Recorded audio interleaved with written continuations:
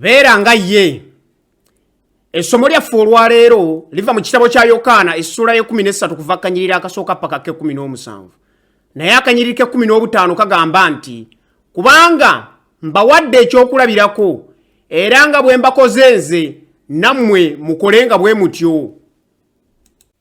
Kya bulijjo abantu okwefaananiriza abantu abalala ab'ettutumu ne batasobola kutegeera nti abantu abo bitonde ebitatuukiridde. Naye ekyo si bwe kiri ku Yesu Kristo, eyali byombi, Katonda atuukiridde era omuntu atuukiridde.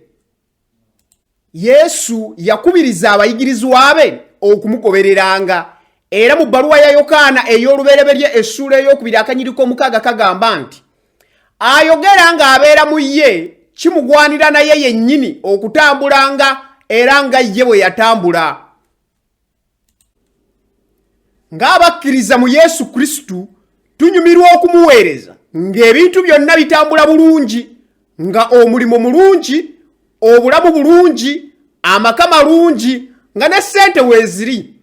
Wabula singa okuyigganyizibwa kujja n'okunenyezebwa n'okuwaayirizibwanga, ennaku n'okubonaabona, ebiseera ebisinga okuddamu kw'abantu eri ebyo biba bizze, kubeera kulwana oba kudduka. Newankubadde Yesu Kristo yakimanya, omu ku bayigirizwa be yali agenda kumulyamu olukwe, ate omulala okumwegaana.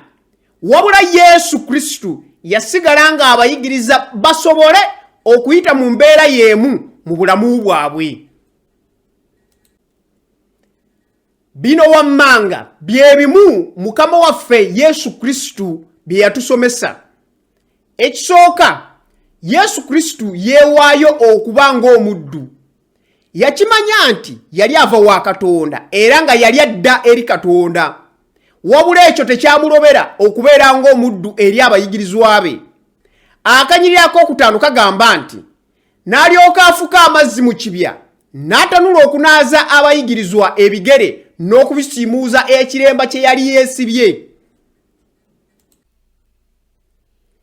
Ekyokubiri, Yesu Kristo yeewaayo okubaweereza. Tukimanyi bulungi nti si bonna Yesu be yanaaza ebigere nti baamugoberera ku kiro lwe baamukwatamu. Naye Yesu Kristo ye yabaagala paka ku lunaku olw'okufa. Era akanyiriri akasooka kagamba nti, bwe yayagala ababe abaali mu nsi, yabaagala okutuusa enkomerero. Amiina.